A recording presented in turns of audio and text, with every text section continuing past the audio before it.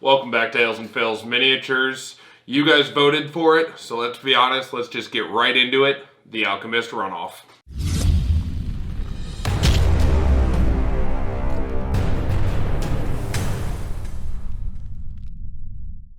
Alright, so if you didn't see the previous video where you were voting on 3 different sets of miniatures out of Monster Manual Collection 1 that we were going to turn into a one-shot, then whichever one you guys decided you liked the most, we were going to break down into a one-shot, run it, and then give you our feedback and actually kind of run you guys through that. So it did get voted for the Alchemist runoff, and we're going to start getting through that.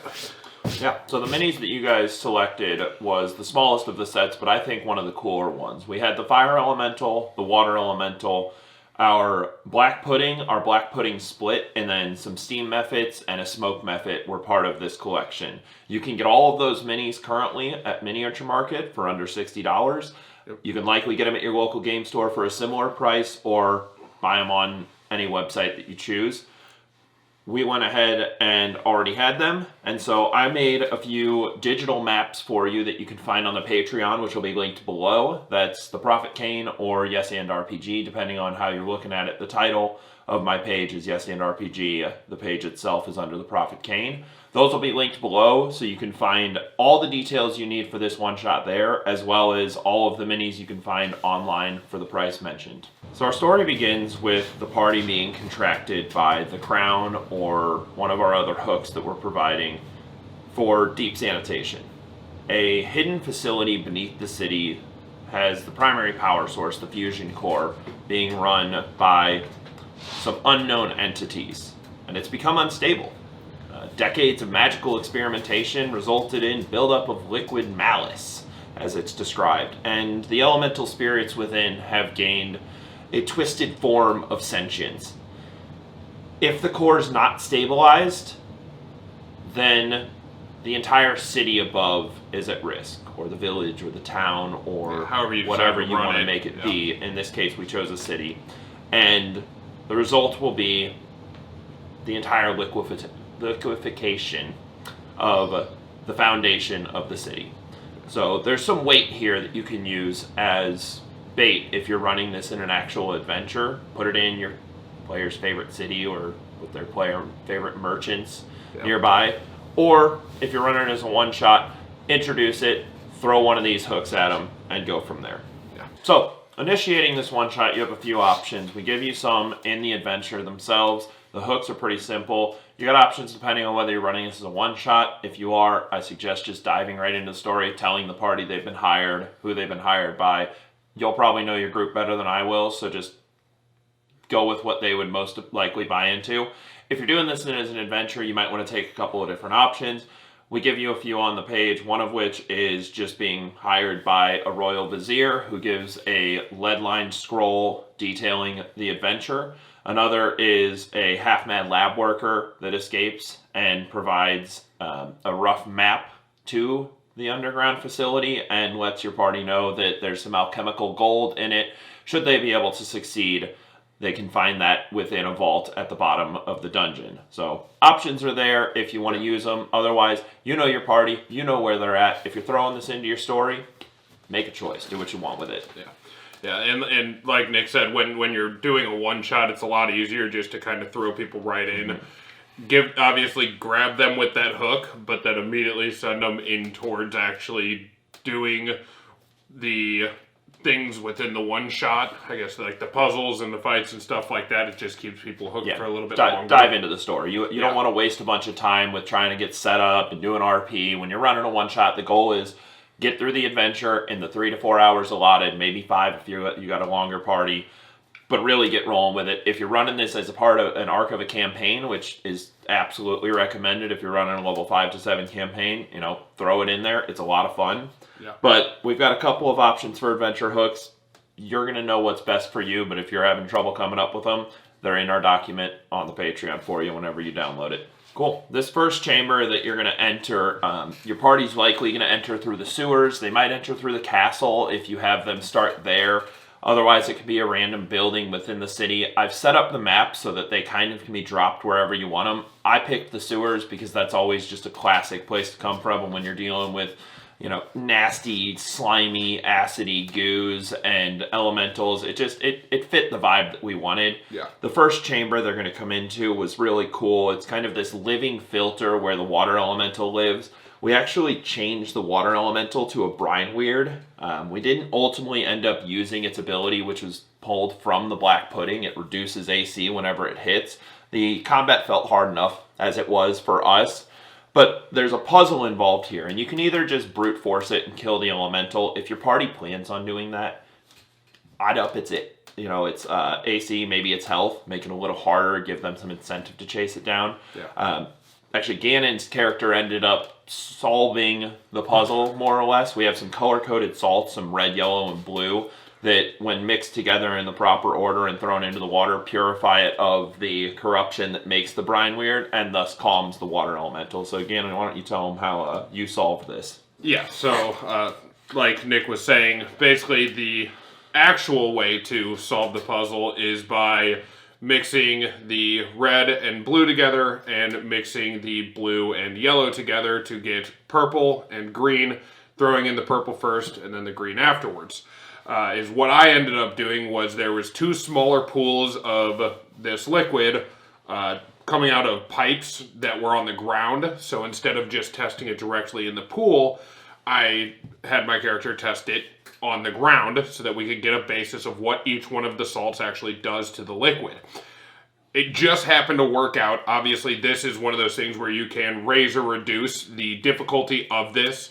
So I threw the blue, the red, the yellow, all in different little areas. But at one point, I threw in the yellow, and then I threw in the blue and the red on top of that. So it kind of mixed it in the right amounts. Ratios. Yeah. And it was, I did a 2-part blue, 1 part yellow, 1 part red, and that's why it technically worked, because of the fact that it had the right ratios of salt for the chlorination process, basically. Yeah. Which, as a DM, you're going to create puzzles all the time. You're going to have puzzles. They're going to have a solution. Personally, I'm a big fan of throwing the puzzle without a solution. And whenever the party gives me something that sounds like it'd be a cool solution, or when they come up with an idea they're really excited for, tell them what happens and make it work. Yeah. There is some variation here. So we do have level 5 to 7 was the goal here, which means that you're kind of working with your pre-level 6 power spike to your post-level 6 power spike, which means we did decide to add some balancing options to the adventure to make it so that if you're finding it's too easy for your party, you can increase the difficulty. If you're finding it's too hard, you can reduce it. One of those ways was, like I mentioned, the brine weird. You just take away its black pudding ability and make it just a plain water elemental. That makes it a little easier. You can provide hints to the nature of the powders, which is what I did. There was more stocks of blue than there was red or yellow. There was a 2-to-1 ratio, give or take, which gave them the indication that you need more blue powder to make this work. Additionally, you can remove specific requirements and just make it so if you throw all 3 powders in, that works. Yeah. Still somewhat in the right ratios, just like I ended up doing, but it makes your characters feel, like Nick was saying, actually not having a solution to the puzzle, it makes your characters feel a little bit more engaged every time they get into the beginning of a puzzle, because they feel like they can actually solve them without sitting around for an hour and just feeling stumped. Yeah, and if your party is very much prone to just brute force, murder hobo, everything, you can increase the health of the brine weird, or like I mentioned earlier, increase its AC to make it a little less defeatable outright. I personally don't love doing that. Having combats that just dredge on while you're bashing at it aren't the best. Yeah. I suggest that if you're gonna do that and you're gonna push your party to do the puzzle over brute force, you have a clear indication that something's gonna work. Like the brine weird uses one of its abilities, Whelm, and tries to pull in the party and grab some of the powders, and you see a reaction with that. Give them hints to push them towards the puzzles. Yeah. Similarly, if your party is absolutely doing the puzzle and you feel like they need to take a little more damage, specifically if they're like level 7 and you're dealing with 5 party members or more, make the powders corrosive to the touch. If your party touches them, they take 1 or 2d6 damage of an appropriate element for the colors of the powder, and make it a little more dangerous to complete the puzzle. We didn't end up having to implement either of those in our game. We did decide to implement that the red powder explodes. That was awesome of you. Yeah, so when we actually tested the powders, I gave them the indication that each of them kind of did a different thing, which helped to hint towards what they actually acted as. So like the red one exploded, the blue one actually neutralized the acid briefly before it regained its potency, and the yellow one didn't actually dissolve at all. It just sat in the liquid, which was part of what made the solution kind of cool. Was the yellow sunk to the bottom and sat there, and then the mix of 2 blue, 1 to 1 red ultimately entered into it, neutralized, and then mixed with the yellow and stabilized the neutralization. So we had a kind of a cool effect there with that one that was a lot of fun. Yeah. So coming out of the first room, we kind of move into a space of in-between where your party's exploring. This is a great opportunity that if you're playing this as a larger campaign, to insert a maze or other encounters that you might want to do while you're in this dungeon.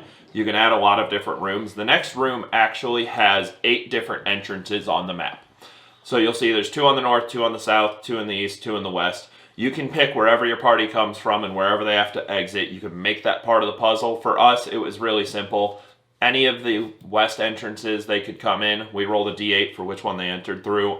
They ended up coming through the west, which made it so that any of the east entrance exits were viable. Upon entering, the gates close, and they're sitting in this deep, acidic room with steam rising and corrosive, slick goop on these catwalks that they're walking on that make it not necessarily difficult terrain, but if they try to move full speed, acrobatics checks to see if they fall prone. If they're running or moving quickly in specific, they might slide off of them. Yeah. You'll see later that we have some interesting difficulty modifiers with that, but we ran into here the steam mephets, and there's some really cool interactions that you had the option of doing here. One of which, you can just have this be pure RP. We decided to make it kind of a mix of RP and combat, and it was a lot of fun. It was. They were assholes, to say the least. Yeah, I decided to make them more chaotic rather than neutral evil. And the puzzle here is actually 3 levers that we set up on a table in the middle. You'll see those on the map when you look at it. And pulling all 3 levers opens the gates. Now, the challenge here is the steam mephets don't want you to leave this room. So as soon as your party leaves the levers, they come back down and flip those levers and close the doors again. Yep. Yeah, and they just kept doing that. Yeah. So it was fun. That forces a little bit of combat, which is nice to at least try to hold them off or grapple check, something like that to try to at least give your players, or very creative ways. Like I tried to use a wind wall to keep them from going back down to the levers. So. Which was, that was actually very effective in the end. It resulted in them not making it back to the levers the final time. Yep. As far as difficulty went, we kind of went middle of the road. Now, we had 4 level 5 adventurers, so that made it kind of on the weaker side of the possibilities for this adventure, so we didn't do a lot of difficulty modifications. I will say the adventure did end in a way that you'd kind of expect with this kind of adventure with a smaller party. But some difficulty modifiers here was the steam mephets have a 15-foot cone that deals damage, and in this case, because they're in a steamy room, the steam actually built up around the cone after it was launched and remained there, creating a blinding effect that made it so the players couldn't see out of it. One of the difficulty modifiers we decided to add was you can increase that steam mephets cone to 30 feet, which I think you can admit would make the fight a little bit harder, make the blinding a little scarier. Yeah, and then one of the other things I came up with was the steam mephets use the shove action.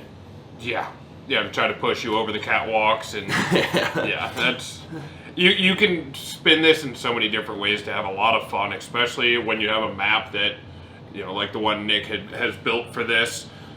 It's really fun to make things not just a basement floor or a sewer floor. Having it to where your characters are running around on catwalks and can't run through the enemies, and you're kind of trapped in certain areas of the map. It just makes it really fun and gives the players a hell of a lot more opportunity to come up with creative solutions and roll a lot more, which keeps people more engaged and having a lot more fun in the end. Yeah, and then as far as reducing difficulty, and you can actually do this as raising the difficulty as well. The Steam Mephets not attacking is the primary way to reduce the difficulty. You make this an RP session, you make it so the players don't have to expend resources, easy peasy, you move on, they communicate with them. If you still want them pulling the levers and harassing, you just have them hide up in Steam above, because they're Steam Mephets. You can add the attribute that they can hide in the Steam. Now that could increase difficulty if they're attacking, or it can reduce difficulty if they're not, making it so that the Steam Mephets aren't really a priority. The players getting out of the room without the levers being pushed back is the goal. In which case, you have them pull the levers, and they can break them, or like I said earlier, you don't have a solution for it. And whenever they do something that they feel like they did really cool, you say, yeah, awesome, that worked, and you guys get out.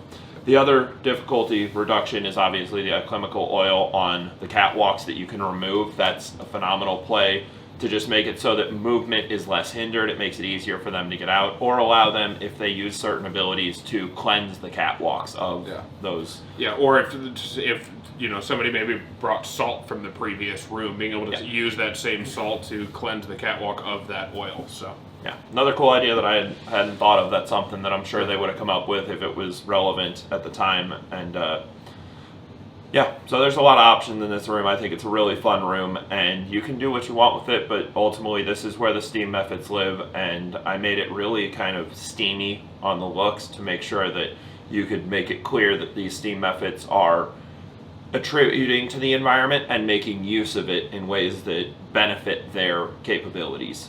The next room that we're moving into is not one that we created a map for. It's more of a Theater of Mind one, and as a result, it's got a lot of variation in the optional difficulties. It's also one of the only ones where we potentially increase the miniature cost for this campaign if you want to push it to a much higher difficulty. We go into a mirrored corridor. Now this is going to be a hallway that is coated in a reflective enamel.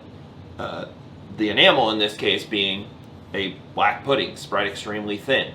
Now obviously the increase in difficulty is you can just throw in an extra black pudding, have them cover the hallways, which is actually what I did, and we managed to do it without ever having to use additional minis.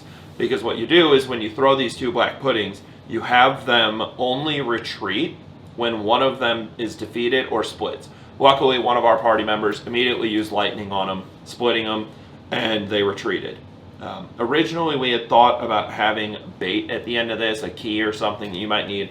I decided that for the final version of this campaign, we just wanted this to be a hallway that you go through, and the black puddings have set up a trap where you get attacked, you might lose some AC, or if you want it to be much more difficult, it's a full-on combat. So and it's fun because your players are going to sit there for a minute, not trying to go through the hallway because it's obviously just really weird. You throw your players off right off the bat by saying, you turn a corner and it's a mirrored hallway. Well, what do you mean by mirrored?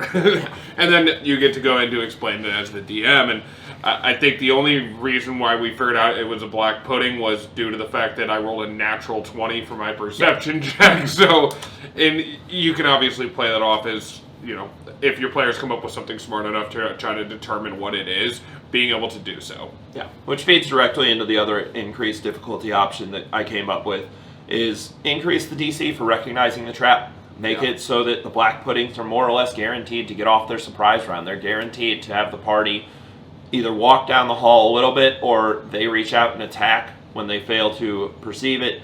And this one, again, this is mostly Theater of Mind, so it's really simple to just kind of run this however you feel like.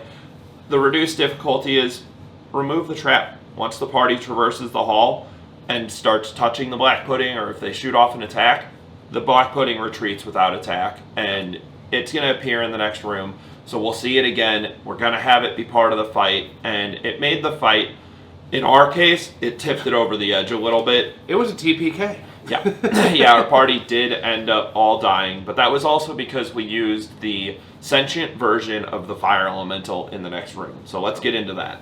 This final room here is really, really cool. It's a hexagonal chamber, 70 feet wide, with the center of it being this containment chamber for a fire elemental.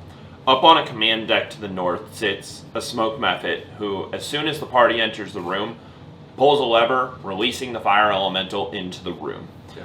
This ultimately killed our party. The fire elemental we had used was the sentient version of the fire elemental for this dungeon, which basically meant that it made an effort to run through the party, moving through their space, and stopping in their space when possible, to increase the damage it was dealing per round to 1 to 2d10 per player.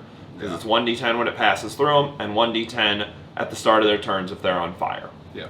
And you can tell them how your party managed to counteract some of that damage very effectively. Yeah, Nikki ended up putting a circular water wall around the fire elemental at one point to kind of trap it into a space. It did end up just moving right through it, obviously taking some damage in that, but it made it to where our party can move into that water wall, and at least we would take the fire damage, but we wouldn't take the fire damage at the beginning of our turn for being on fire. So, and in the map there is a bunch of water buckets around the room as well that you can also use to put yourself out again, but it's action economy at that point where you're losing a lot of actions to try to put yourself out while dealing with the fire elemental, while trying to deal with, after round 3, the black puddings, and trying to kill the smoke Mephet all at the same time. So with only 4 level 5 characters, unfortunately, yep, we fell to this room. Yeah, and you'll see if you look at the campaign that there's 3 increases in difficulties that you have as options. I did implement all 3 of those and opted not to include any additional ones because that made the combat extremely challenging and really made short work of the party. I think we made it through, 2.5 rounds before it was cooked. Yeah. The last one of those being the black puddings join after only 1 round, so the start of round 2, they come onto the map. Them being super slow and the vents being fairly spread out, you can choose whether you want them to put them near the door the party came in or across the room. We ended up with a full black pudding and 2 black pudding splits, so it ended up with 5 total creatures, although the smoke Mephet died before ever having a proper turn. And it makes for a lot of variation in the difficulty of this. Now, of course, this is the final combat of a dungeon. You want it to be deadly. Yeah. D&D balancing dictates that if you're not running deadly EXP in 5th edition, you need to have a lot of additional combats in your day in order to make anything that's considered hard. And the issue is with that is then your sessions can turn into just straight combat rather than actually hitting the role of being able to RP and stuff like that and get your characters a little bit more together. So yeah, which if that's what your party's into, full send, enjoy your combat. Yeah. It's phenomenal. I know Gannon likes to run a lot of combats in his one-shots. That's just the way they kind of run them. But also, it's fun to RP, and if you have a party that likes to RP, it's good to have a good balance here. So a lot of these combats are going to be balanced around trying to have them last 30 minutes to an hour at most, which means that in this game, you're probably going to run about 2 to 3 hours of combat with an hour or so of RP, which is pretty typical of your average one-shot. Yep. Now, let's dive into some of the reduced difficulty modifiers, because this room can be extremely challenging for a party of 4 or 5 level 5 characters. The first and foremost one that I thought up was the fire elemental is actually trapped in the center of this room. So instead of it only having its melee attack, you have it be just launching essentially fire bolts across the room, dealing damage that way, never actually entering the space of the party, and you just let the black pudding and the smoke Mephet be the primary damage dealers and threat, while the fire elemental sits in the middle. So that's one option. I think that nerfs it a lot. That's going to be better if you're running this below level 5, but it is an option. The second one is the smoke Mephet doesn't actually immediately release the fire elemental. It waits for its turn to do so as an action, or if your party kills it very quickly like mine does, they do it as an action upon their death, as their dying action, they pull it. Just takes one more person out of combat. And it just makes it so that the party gets a little bit of setup. So for us, it was basically the fire elemental rolled the top initiative and was released immediately, which meant it immediately rushed through 2 of our party members and lit them both on fire. Yep. And could have actually hit all 4 of them, but I missed an opportunity there to deal 4d10 to the party and light everyone on fire, which probably was for the best because we got a lot more out of the combat as a result. So, yeah.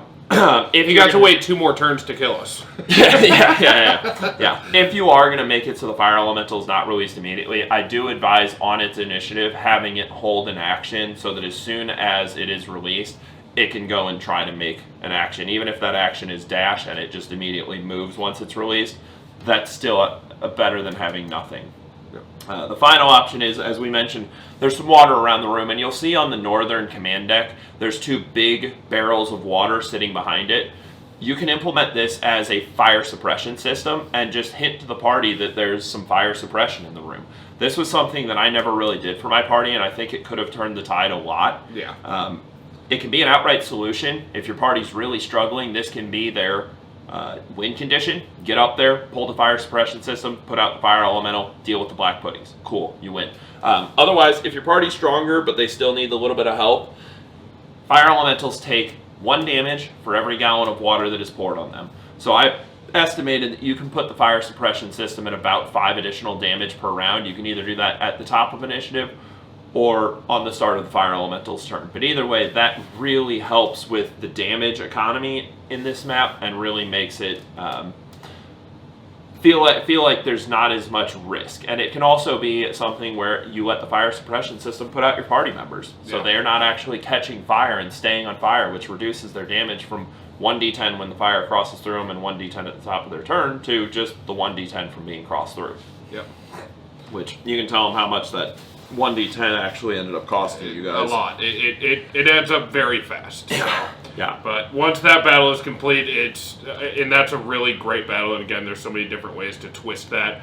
But always the most fun part of the one shot is going to be the final room. So our final room here is really the reward and the ultimate twist in this story. In a one shot, maybe not the most important thing, but a little bit of reward for the time that you've spent sitting at the table playing your campaign, and fun to just explore. The feel-goods. Yeah. For your campaign, this is devious. Yeah. Well, hold on. You can make it devious. You don't have to be a Nick. So, we're dealing with an alchemical vault. The study of the empire, of your kingdom, whatever it is. This vault contains, and the bait for my party was 2,500 alchemical gold coins. Awesome, gold. These coins are a wondrous item, and they're rare. However, they're chemically unstable. As Gannon said, you can choose whether or not you're going to keep that little tidbit in, or whether you're just going to reward your party with some gold. Alternatively, you can do both. You can give them this, and the king can reward them for saving the city. Depends on how you set up the adventure at the beginning. The fun part of this alchemical gold is the instability. Every day they're carried, they deal 1d4 acid damage to the character carrying them. Now, that is only if they're stored insecurely, in which case the container will also slowly be destroyed, and they will lose the gold, and it will cause mild mayhem, being that it's corrosive. These coins can be stored safely in glass, treated lead, or an airless container, i.e. a bag of holding. Multiple options, do with it what you will. Ultimately, the gold is counterfeit, it's created as a chemical weapon, that was its intent, and the leaking acid will dissolve players' gear, their clothes, and eventually the bags carrying them, leaving a trail of hazardous waste. This is pulled directly from our black puddings and our water weird, where the hits from those creatures cause the loss of 1 AC, they're corrosive. So we took a little bit of a hint from that and threw it into this alchemical gold as like a risk-reward type item, which you can choose how your party receives that and what they actually do with it, whether all of it dissolves at once or whether it dissolves one piece at a time. However you want to do it, there's a lot of versatility in this reward, and it can be an outright reward if you find the right buyer for it, or if you sell it to the Thieves Guild. You know, there's a lot of options you have here. Or you can, like Gannon said, just give them some gold and let them have their win. Which is, if you're running the one shot, that's more than likely what's going to happen. They're not going to be around long enough at the table to continue the story and figure out the downside of this alchemical gold. So they're going to go, cool, gold, that we'll never use, and move forward with their lives. So Now, overall, I had a great time with this one shot. It was a lot of fun. It had some really cool miniatures. Again, as it voted, was the least amount of miniatures from the sets that we picked out, but still extremely cool. I liked it a lot because just the theme seemed really cool, and it ended up being a lot of fun. The fact that it had some puzzles and some combat and some RP all wrapped up in one was definitely super enjoyable. Yeah, and if you haven't already, check out the last video. There's a very good chance that we end up running the Gnarled Hollow as well. Yeah. We have a party that's interested in that. I just have to build it out.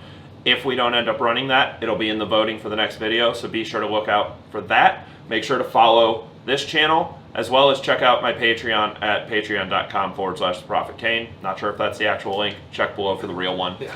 And the campaign will also be linked, so you can get all the information there. Yep. Yeah, and if you guys like this, make sure to hit that like button. It helps out the channel a lot. But for now, we'll catch you in the next one. Cheers.